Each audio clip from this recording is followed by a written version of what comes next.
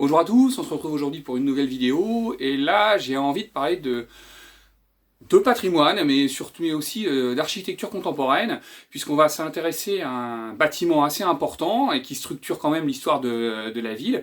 Je veux parler du lycée Victor Hugo. Ce d'autant plus que son histoire est absolument passionnante puisque, comme l'a appelé Roger Masset dans un ouvrage que je vous conseille de lire si vous vous intéressez à l'histoire du lycée, c'est un lycée de 20 ans, puisqu'en fait celui-ci est un des derniers lycées de Bretagne à avoir été construit eh bien, avant la décentralisation, donc avant que la compétence des lycées soit dévolue à la région. Et donc c'est l'État qui avait décidé cette construction d'un lycée à Hennebont. Alors, un petit peu de contexte, hein.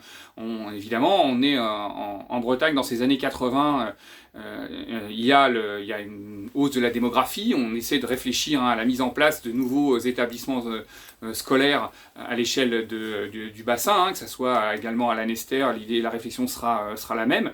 À Hennebont, en plus, c'est une terre qui est fortement marquée par le monde ouvrier et par les luttes sociales. C'est une terre de gauche et qui va effectivement s'émeut un peu de ne voir qu'à Hennebont il n'y a qu'un seul lycée et qui est l'institution Notre-Dame du Vœu, donc un lycée privé.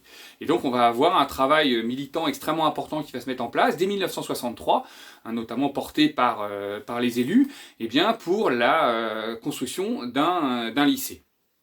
Donc on a en même temps ce conflit entre les différentes écoles, entre public et privé. On est également à cette période, en 1985, il ne faut pas oublier les déclarations du ministre de l'Éducation nationale de l'époque, Jean-Pierre Chevènement, qui souhaitait que 80% d'une classe d'âge puisse accéder au baccalauréat, puisse réussir son baccalauréat. Ce n'était de l'ordre que de 30% à cette époque. Donc on a une véritable volonté politique d'installer de nouveaux lycées. Ce lycée, la construction du lycée, la maîtrise d'ouvrage va être confiée à la ville d'Hennebont, qui va mettre en place un SIVU, c'est-à-dire un syndicat intercommunal à vocation unique, qui va regrouper à peu près une vingtaine de communes.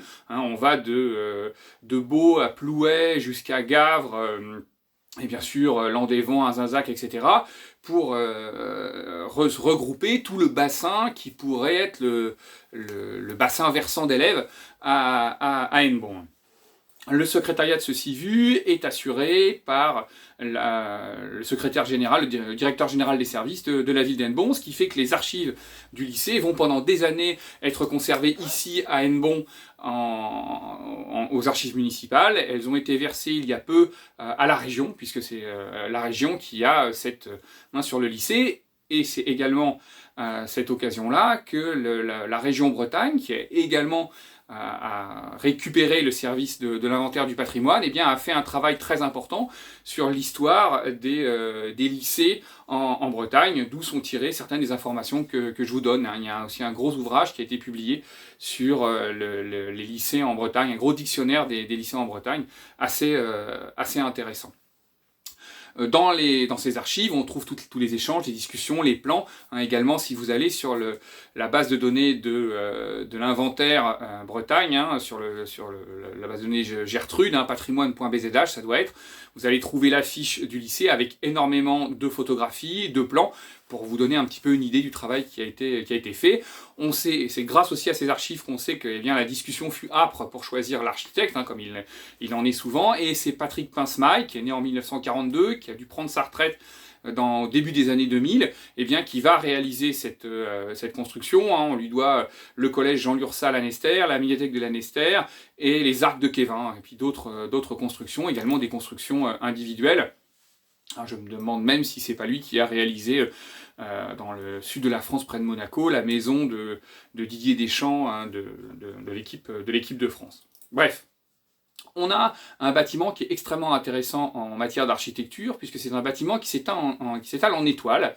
Il est situé dans un ancien bocage, une ancienne plaine bocagère et arboricole. Si vous allez là aussi sur les sites internet, je pense au site internet 1950-2000, où vous pouvez avoir une vue des années 50 et une vue aujourd'hui, c'est intéressant de voir comme quoi la zone était uniquement agricole. On était sur le territoire de Quérambar.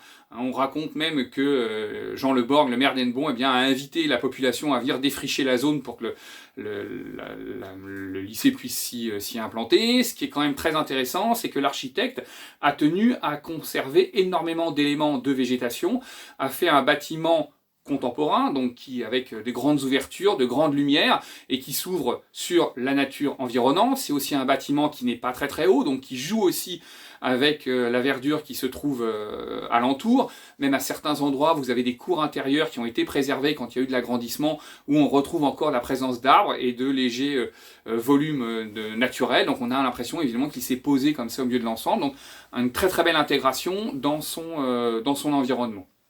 On a également quelques petites touches régionalistes, notamment les toitures en ardoise, qui donnent cette teinte particulière et locale, ces grands pans d'ardoise bleue qui font évidemment écho à l'architecture traditionnelle, mais qui peuvent aussi faire écho à l'architecture des années 50 qu'on peut trouver, et des années 60 qu'on trouve dans l'environnement direct du lycée.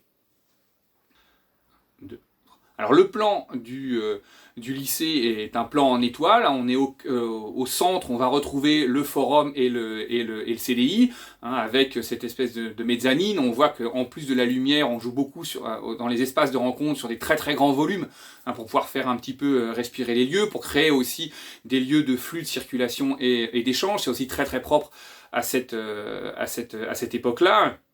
On a également vu de l'extérieur, sur la placette, cette espèce de grande étrave vitrée, qui peut faire penser à un navire, ou tout du moins une espèce de pointe comme ça qui perce le ciel quand on trouve à ses pieds. Alors faut-il y voir effectivement l'évocation d'un navire et une espèce d'imaginaire entre guillemets breton?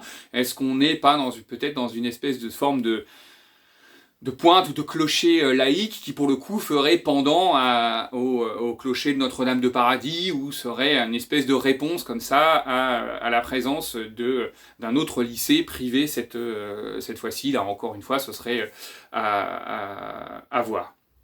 Donc on a un bâtiment. Alors ce bâtiment va subir des extensions, à peu près dans la foulée de sa construction.